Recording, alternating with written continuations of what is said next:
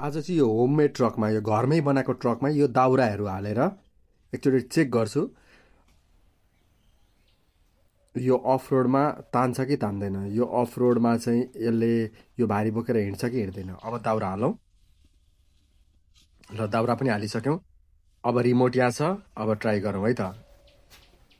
यो चाहिँ हामीले घरमै बनाएको हो। पाइपहरू पिभिसी पाइपहरूबाट बनाएको एउटा सबै कुराहरू होममेड हो र आफैले हातले बनाएको है।